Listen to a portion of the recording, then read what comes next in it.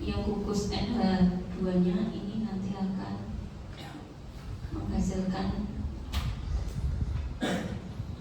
NH3.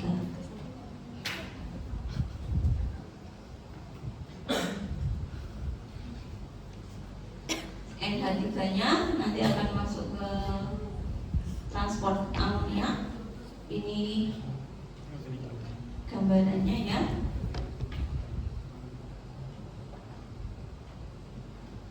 Jadi ini saya pecah jadi dua gambar, ini sama sebenarnya. Dari tisu jaringan ya, jaringan yang tadi menghasilkan NH3 tadi.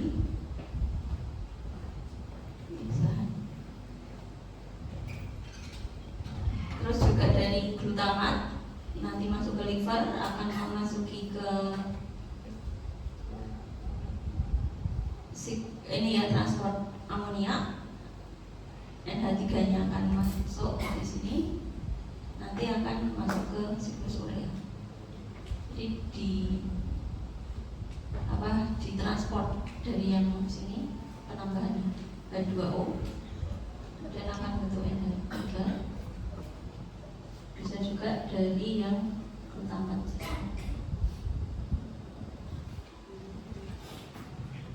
Ini proses transport amonia, pemindahan dari NH3-nya saja. Untuk beberapa referensi ini biasanya juga tidak disebutkan secara umum. Ini adalah proses transport amonia, jadi ada hanya 3 untuk beberapa referensi. Dari transaminasi, deaminasi oksidatif, dan langsung siklus urea.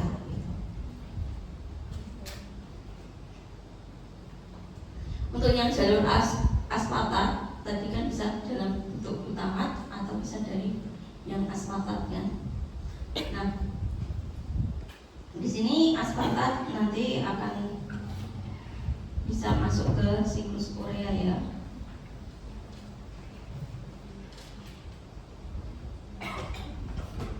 Yang jalur glutamat ini diubah dulu menjadi NH3, baru masuk ke siklus urea lewat jalur yang karbomoil fosfat, yang ini jalur aspartat tadi. Ini antara citrulline dan arginin suksinat.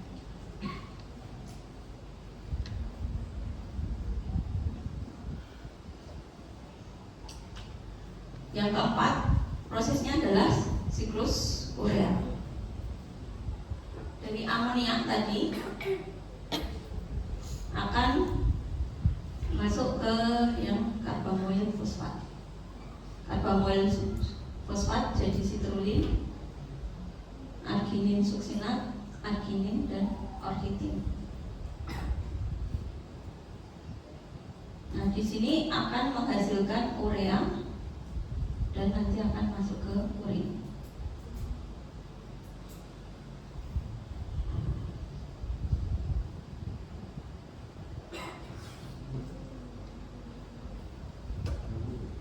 Jadi gini, untuk yang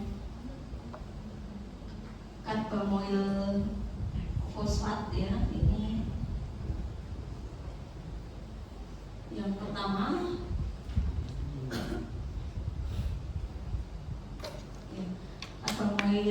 pembentukan karbomoil fosfat dibantu oleh karbomoil fosfat sintase. Nanti akan masuk ke yang jalur yang antara ornithin dan citrulline. Lagi lanjut ke yang siklus selanjutnya membentuk arginosuksinat. Akhirnya bisa masuk ke arginin. Dari arginosuksinat jadi arginin, ini bisa membentuk fumarat. Jika masih ingat, fumarat itu bisa masuk ke siklus Krebs. Ketemu lagi. Jadi antara satu jalur dan lainnya itu bisa saling berhubungan.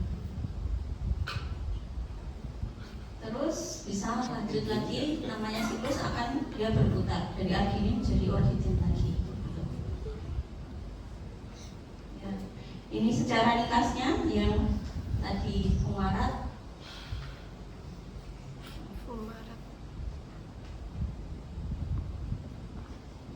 Fumarat bisa masuk ke siklus GAT.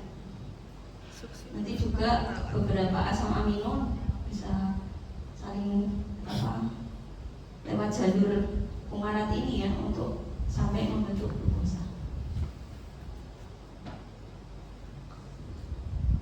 Ini yang jalur aspartat utama.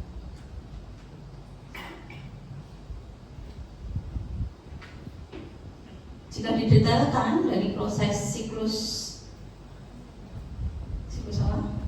urea tadi, membentukkan karbamoil fosfat, sitrulin, arginin suksinat, arginosuksinat, ornitin, dan urea. Nanti urea lagi buang. Jadi proses ini 1, 2, 3, 4, 5 dan lain sebagainya.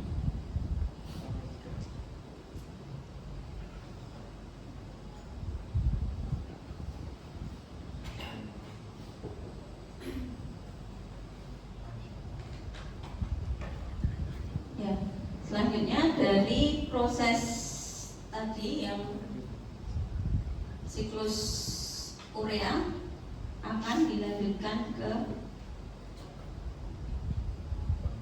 ini, pengangkutan amonia dalam sirkulasi tadi, yang di bawah ini NH3 nanti bisa masuk ke siklus urea ya, di sini di karbamoil fosfat NH3, dan nanti bisa juga langsung ke dikonversikan menjadi NH4 dengan penambahan habis.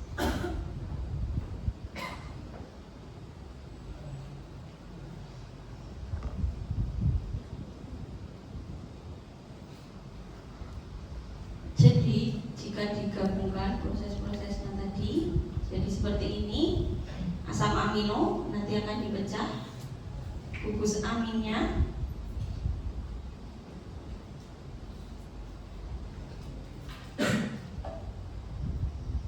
ini membentuk karbamoil fosfat, masuk ke siklus urea, nanti akan dihasilkan urea nitrogen.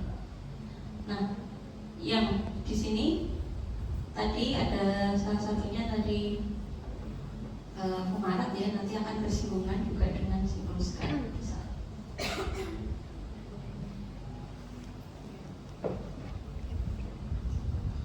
Oke, itu yang nasib gugus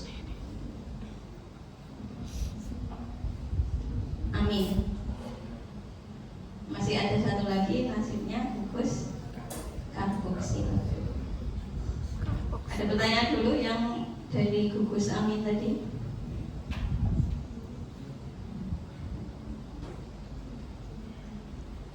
Jadi kan asam amino itu ada beberapa ya tadi, tergantung asam amino yang dipecah, itunya nanti akan jadi aspartat atau bentuk glutamat, nanti bisa lanjut ke masuk ke di akhir siklus urea. 4 proses tadi sudah cukup jelas? Jelas ya?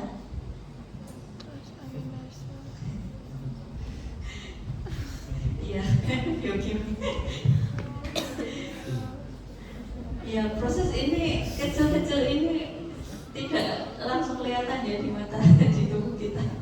Tapi hasil akhirnya tadi misalnya ada peningkatan enzim, ada kerusakan di organ ini gitu kan. Karena enzim tadi ALT AST itu itu diproduksi di hepa. Yang proses bunder-bundernya tadi memang tidak langsung kelihatan. Kalau anatomi langsung kelihatan ya. Oh ini organ ini, nanti nervusnya ini, cabangnya ini bisa kelihatan. Kalau ini memang kita harus sedikit membayangkan kayak abstrak gitu ya. Sering justru di sini. Apa tadi?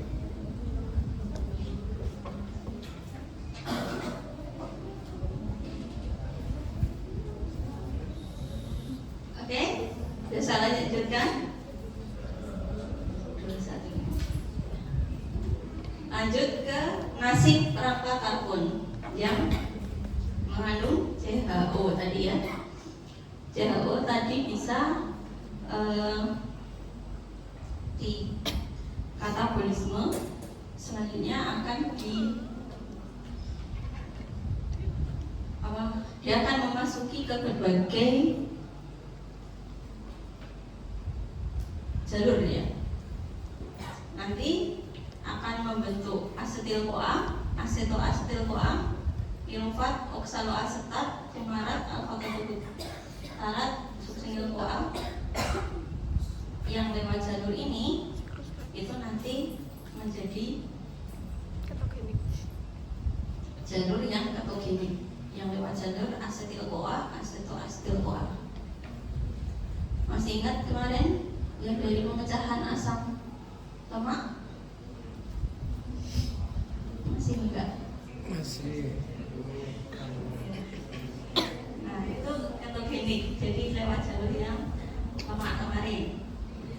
Ini akan selanjutnya bisa dijadikan lipid. Yang lewat jalur glukosa, ini namanya glukogenik. Pirufat hasil akhir dari apa? Glikolisis. Ini oksaloasetat, fumarat, alfa-ketogutarat, dan suksinil-CoA ini adalah siklus Krebs. Jalur glukogenik nanti bisa membentuk energi ATP ya. Bisa juga nanti membalik sampai bisa membentuk lipid. Nah, ini bingung nggak?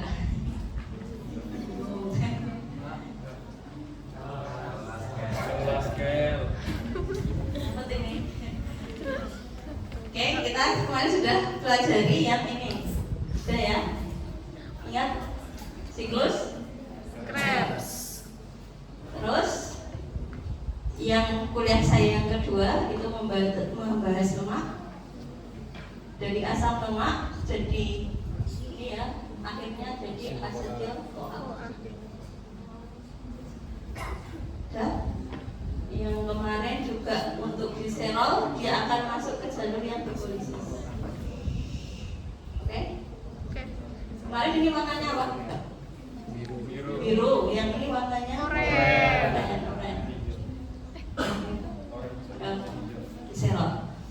Gliserol dan fatty acid. Kita lihat ke yang protein. Kemarin warnanya hijau ya. Oh beda. Yang ini tidak berwarna. Nah, kan tadi sudah kita bahas yang gugus aminnya. Gugus amin dari asam amino akan masuk ke siklus urea. Siklus urea tadi ini bisa berhubungan dengan tadi siklus Krebs. Jadi salah satu produknya nanti fumarat ini bisa masuk ke sini. Ada juga menghasilkan tadi atau di sini ada aspartat. Nah, di sini kita akan lihat bagaimana hubungan antara metabolisme asam amino ke lemak serta protein. Nah, di sini ada jenis asam amino ini ya, misalnya tirosin, fenilalanin, aspartat, terus arginin, histidin, prolin, dan lain sebagainya ini, leusin. Nah, kan tadi gugusnya adalah CHO, itu yang bisa jadi masuk ke jalur glukogenik atau ketogenik. Nah, yang jalur dari glukogenik itu artinya dia akan masuk ke jalur yang glukosa. Contohnya ini lewat jalur yang di sini, dipecah, kemudian dia bisa dijadikan pirufat, glukogenik yang pertama. Terus juga bisa lewat jalur yang di sini misalnya, di sini. Jadi propionil CoA dan lain sebagainya masuk ke siklus Krebs sini, glukogenik dan ketogenik, ya. Jalur aspartat, fumarat dan lain sebagainya. Yang jalur ketogenik berarti dia lewat yang ini. Jadi kemarin bisa dicoba jadi apa? Asetoasetat. Jadi dua kemarin aseton dan beta hidroksihirat. Asam amino itu bisa masuk ke jalur yang ini. Ini kan contohnya asam amino leusin, lisin, fenilalanine, topaz. Ini yang jalur ketogenik. Karena lewat jalur yang ini adalah badan keton.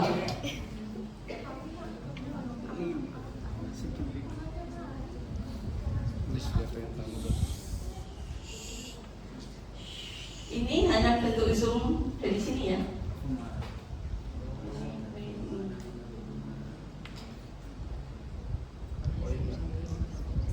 Bentuk ringkasnya dari yang di sebelah kanan.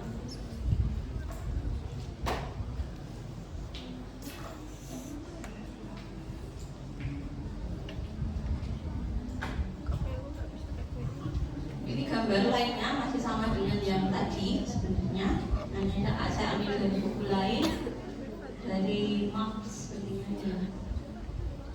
Tadi bisa masuk ke jalur pirufat, jalur oksaloasetat, fumarat, alfa ketogenik ya, asam aminonya.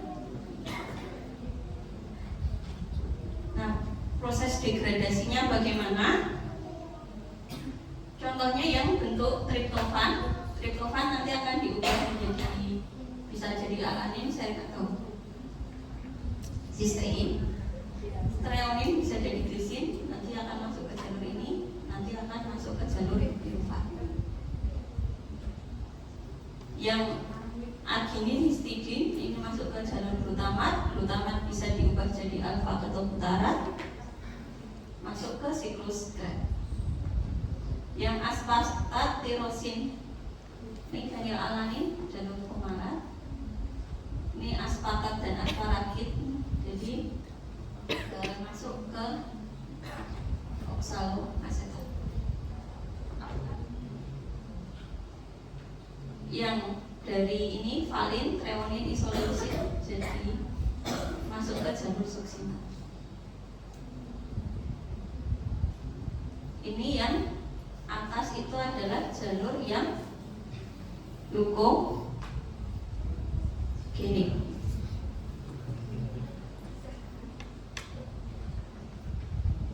Jalur glukosa. Ya.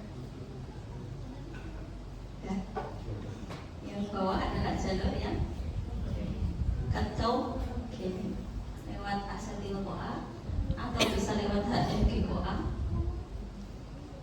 dan bisa lewat asetoasetat.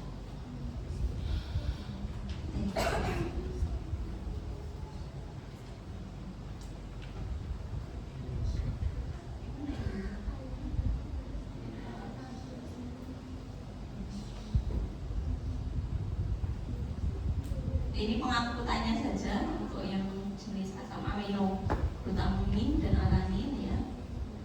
Nanti bisa hasil dari ini ya, yang ada di otot. Glutamin akan dibawa ke kidney, khusus liver gitu ya. Yang alanin juga akan ke liver. Di liver tadi akan dijadikan glukosa atau lewat ini nanti ke pankreas.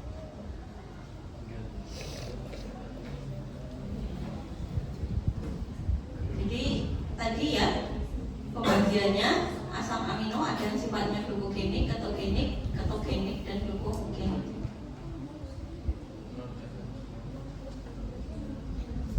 Yang mudah itu yang sedikit ya. Tirosin, seleucin, fenilalanine.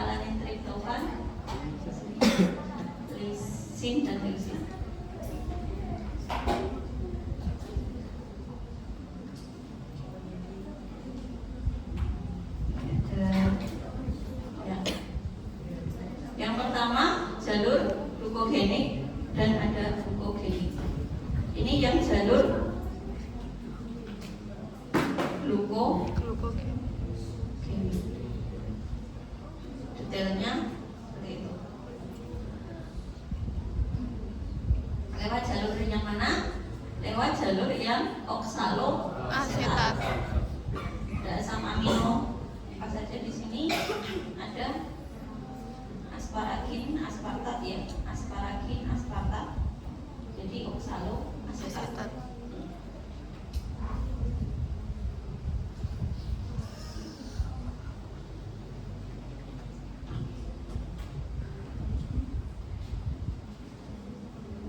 Yang kedua, lewat alfa ketobutarat melalui glutamat. Yang jalur ini ya. Asam aminonya ada arginin, histidin, dan prolin. Arginin, histidin, dan prolin diubah jadi glutamat. Glutamat bisa masuk ke alfa atau glutarat. Ini contohnya yang histidin menjadi asam urokanik, jadi formil glutamat, membentuk glutamat, dan glutamat diubah menjadi alfa atau glutarat. Yang ini tidak saya tanyakan ya, untuk pengetahuan jajaran, tidak saya keluarkan di soal. Paling pertanyaannya yang ini aja, yang lewat jalur oksaloasetat tadi asam amino apa? Yang lewat jalur alfa ketobutarat asam amino apa?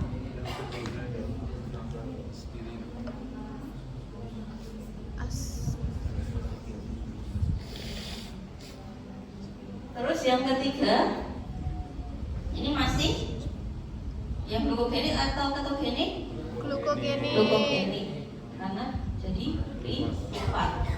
Pirufat hasil akhir dari glikolisis. Apa saja asam aminonya? Ini lewat jalur ini ya. Alanin, sistein, lisin, serin, thionin, tryptophan. Contohnya ini alanin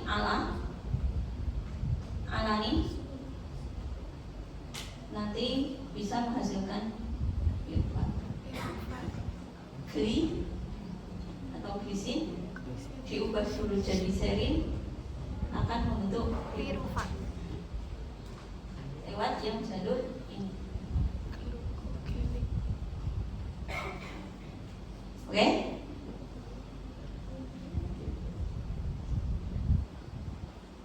Yang lewat jalur fumarat ada fenilalanin dan tirosin. Masih ingat tirosin itu kaitannya dengan hormon apa? Apa? Tiroid. Itu salah satu bentuk itu ya, asam amino tadi. Jadi fenilalanin ini nanti akan jadi tirosin, akan masuk ke jalur fumarat yang di sini.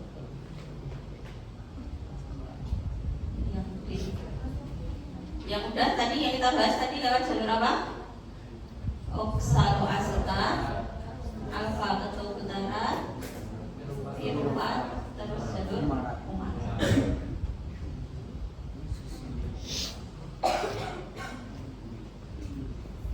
Terus yang lewat suksinil KOA.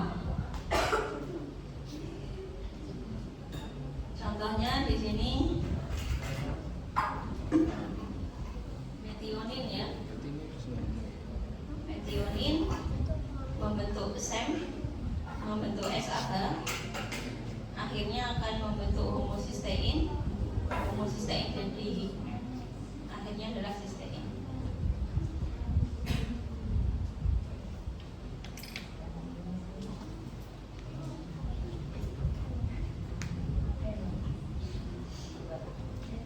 Yang di sini jadi lewat jalur ini ya, suksinil CoA. Yang CoA.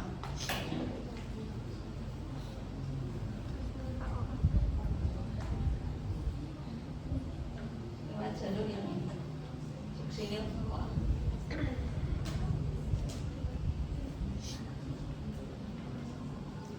Terus yang memasuki jalur lainnya yaitu lewat suksinil CoA itu ada valin dan trioni.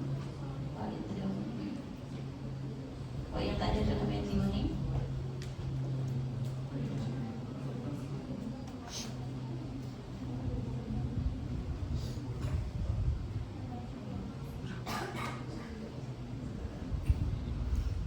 Ini hanya ringkasannya saja bahwa ada 4 jalur yang jalur yang duogenik tadi. 1, 2, 3, 4, 5. Terus ada jalur yang melalui ketogenik ya, yang ini lewat asetoasetat, leusin, lisin, alamin, triptofan, tirosin, isoleusin, jadi asetil CoA. Ini bisa sama, tadi ada yang lewat jalur glukogenik dan ketogenik. Contohnya ini, fenilalanin dan tirosin, ini bisa lewat jalur yang glukogenik, bisa juga lewat jalur yang ketogenik. Fenilalanin dan tirosin.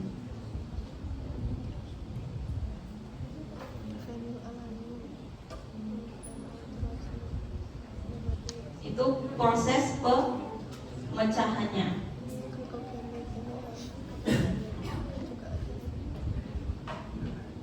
Sudah cukup pusing? Iya. Itu yang mecah dulu, belum pembentukannya. Nanti pembentukannya kok balikannya sih sebenarnya. Jadi yang topik pertama tadi kita bahas apa? Struktur, jenis, dan fungsi. Yang kedua, pencernaan protein. Yang ketiga, metabolisme. Yang katabolisme ya. Katabolismenya dibagi jadi 2. Apa? Gugus amino dan gugus karboksil. Yang gugus amino tadi lewat 4 jalur, apa saja? Transaminasi, kemudian aminasi oksidatif, terus transfer siklus urea, transfer amonia dan siklus urea. Terus yang karboksil, gugus karboksilnya ada beberapa jalur tadi. Ada secara garis besar ada 2 jalur utama yaitu glukogenik dan ketogenik. Yang glukogenik dia lewat metabolisme yang karbohidrat, bisa lewat yang jalur pirufat atau yang di siklus Krebs. Sedangkan yang ketogenik ya, yang lewat asetil CoA tadi ya, asetil asetat akhirnya jadi asetil CoA. Nah, dari masing-masing jalur itu asam aminonya berbeda-beda tadi ya. Ada yang lewat jalur pirufat apa, yang lewat jalur fumarat, alfa ketobutarat, suksinil CoA.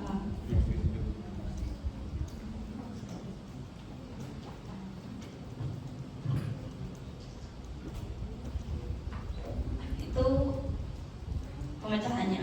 Jadi rantai CHO-nya itu nanti bisa dijadikan energi, bisa juga nanti jika sudah kelebihan bisa juga akan disimpan bersama lipid tadi ya untuk deacetyl. Nah sekarang kita balik, kalau tadi memecahnya gugus amino dipecah, hasil akhirnya ada urea. Karboksil bisa jadi glukosa, energi gitu ya, lewat jalur-jalur tadi. Sekarang pembentukannya. Jadi asam amino itu bisa dibentuk oleh tubuh kita, yaitu dengan biosintesa asam amino. Ini kebalikannya dari tadi. Jadi kalau tadi pemecahan, ini pembentukannya. Ada beberapa asam amino yang disintesis lewat jalur pirufat. Ada yang dari jalur oksaloasetat dan ada jalur alfa ketobutarat. Kita bahas satu persatu. Jadi yang pertama adalah dari alfa keto ya, asam alfa keto. Itu ada asam amino alanin, aspartat, glutamat, serin, glisin, dari fosfodiesel.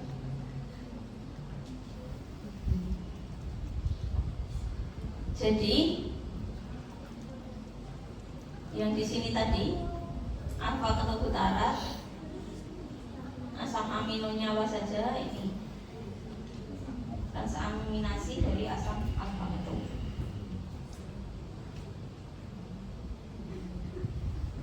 Jadi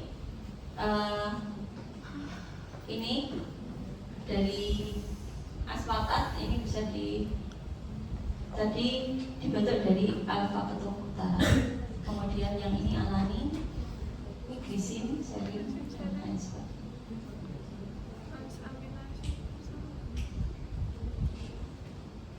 Sedangkan yang kedua adalah dari asam amino non esensial lainnya. Dari asam amino satu ke yang lainnya itu bisa diubah.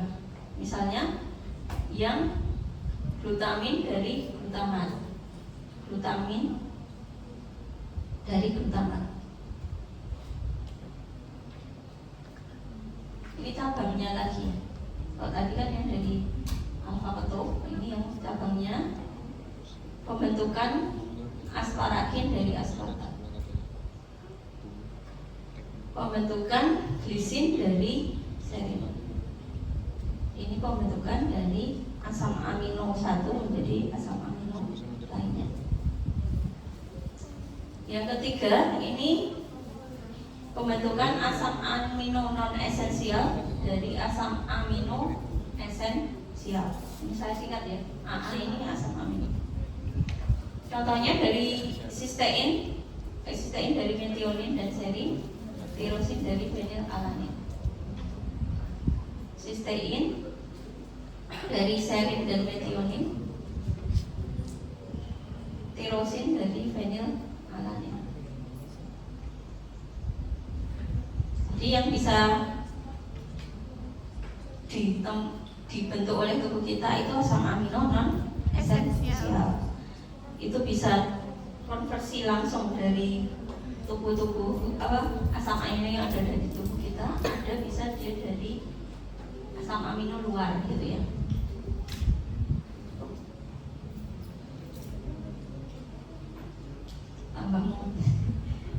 Jadi jika digabungkan dari asam amino tadi,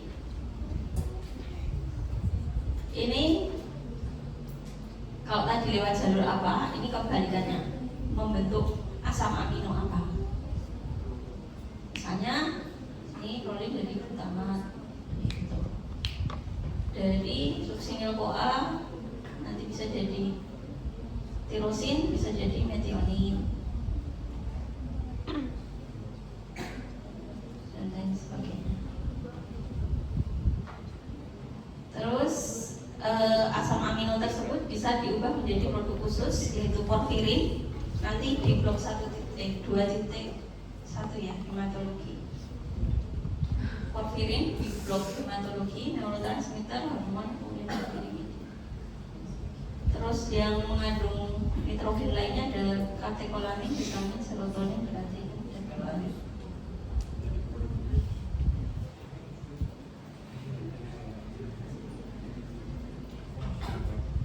Melanin ini dari katekolamin, maksudnya ini bisa dari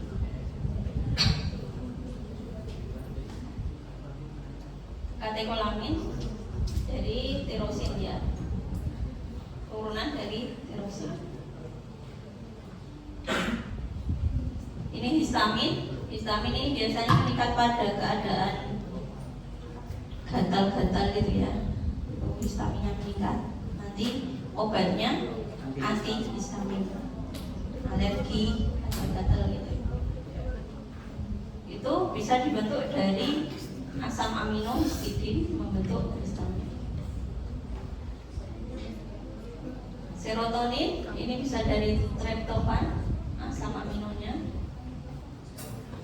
Kreatin dari arginin dan glisin.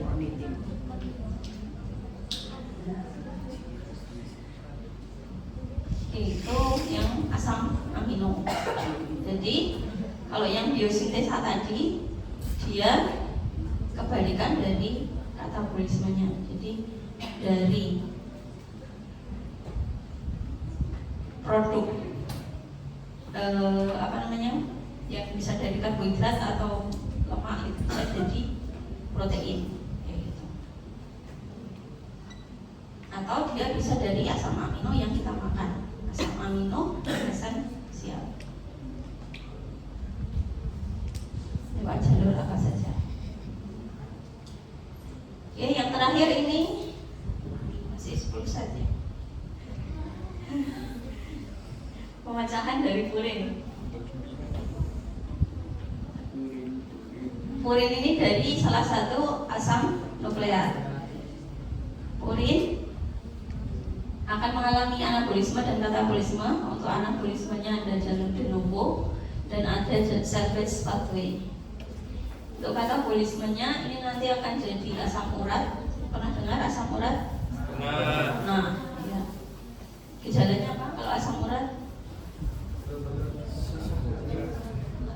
Pegel-pegel ya. Nah, itu hasil pemecahan dari asam nukleat yang jenisnya purin. Bisa dari endogen dari tubuh kita, atau bisa dari asupan purin yang terlalu tinggi. Contohnya makan itu ya, seafood ya, seafood, kemudian emping itu bisa tinggi purin, diet yang tinggi purin. Nah, kalau kelebihan maka bisa timbul asam urat tadi.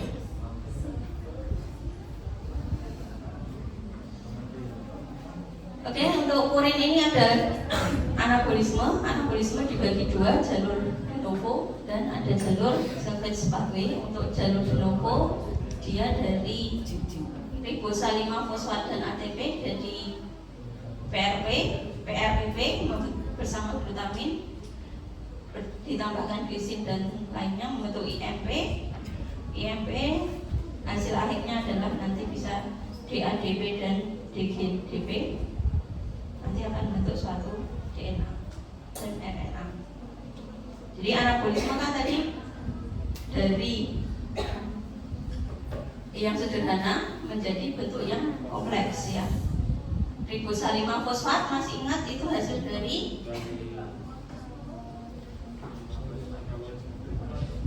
pentosa fosfat, jalur pentosa fosfat. Kemarin saya katakan bahwa di jalur pentosa fosfat akan membentuk ribosa 5 fosfat untuk membentuk DNA atau RNA.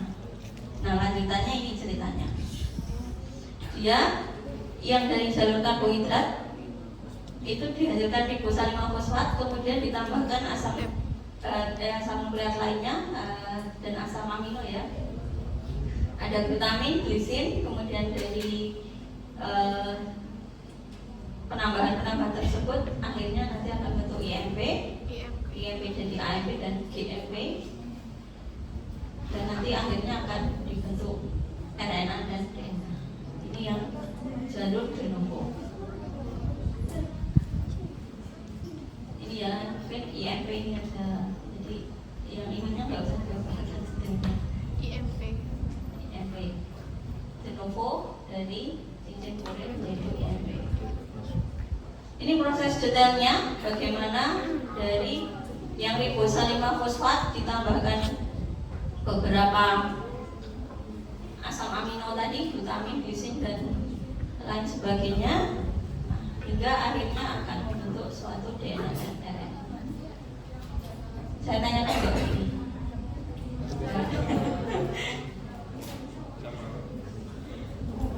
Tadi bisa dari IMP menjadi AMP dan GMP. cincin ininya adalah tadi ya IMP, inosin monofosfat ini tadi bisa jadi AMP dan GMP. GMP nanti bisa jadi RNA dan DNA tadi. Terus jalur yang kedua itu adalah secret pathway, itu dari asam aminoadenin di AMP, bisa juga dari hipoksantin nanti membentuk bersama dengan guanin membentuk AMP dan GMP. Jadi proses anabolisme dari purin intinya dan nanti akan membentuk AMP atau bentuknya GMP ya. Tadi ada yang jalur pertama, jalur de novo, yang ini adalah jalur yang salvage pathway atau jalur penyelamatan. Nah di sini diatur oleh beberapa ini ya produk ya. Jadi jika sudah berlebihan nanti seharusnya bisa men-stop proses selanjutnya. Nah kalau berlebihan itu bisa menimbulkan tadi asam urat ini.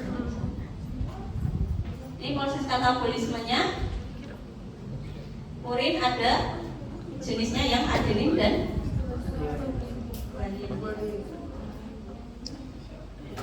guanosin, adenosin jadi inosin, guanosin jadi guanin, inosin jadi hipoksantin, hipoksantin jadi santin. Ini ada enzim di sini namanya santin oksidase. Di sini juga kerjanya di sini. Santin menjadi asam urat dengan bantuan enzim namanya santin oksidase. Asam urat ini akhirnya bisa dikeluarkan lewat urin. Ini proses detailnya adenosin sampai membentuk asam urat tadi.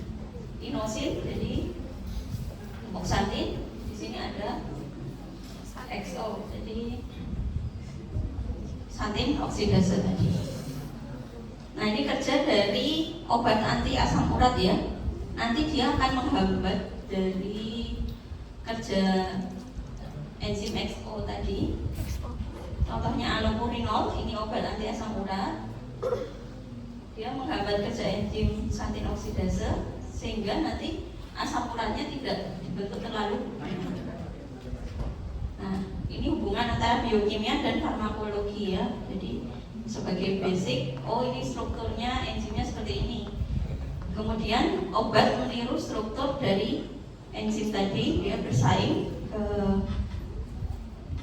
tempat nanti reaksinya. Nah, kalau sudah diberi obat yang santin oksidasenya, enzimnya tidak bisa bekerja, asam uratnya di stop, tidak terlalu banyak. Gitu.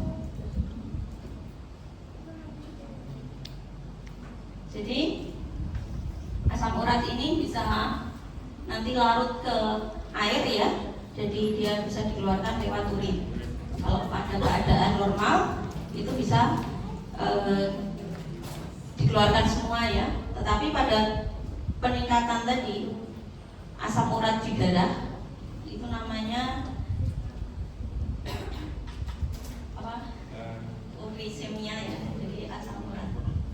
Peningkatan asam urat nanti bisa dia menumpuk asam uratnya itu di ginjal. Tidak semuanya bisa langsung dikeluarkan karena dia akan mengkristal asam uratnya ya. Nah itu bisa menyebabkan juga batu ginjal. Jadi tidak hanya menumpuk di sendi-sendi yang gejalanya bisa pegal-pegal, tetapi juga membentuk batu asam urat yang ada di saluran kemih, bisa di ginjal atau di saluran kemih ya, di ureter atau uretra. Ini referensinya bisa dibaca lebih lanjut. Materinya memang cukup banyak ya. Melewati. Ada pertanyaan terlebih dahulu sebelum saya tutup.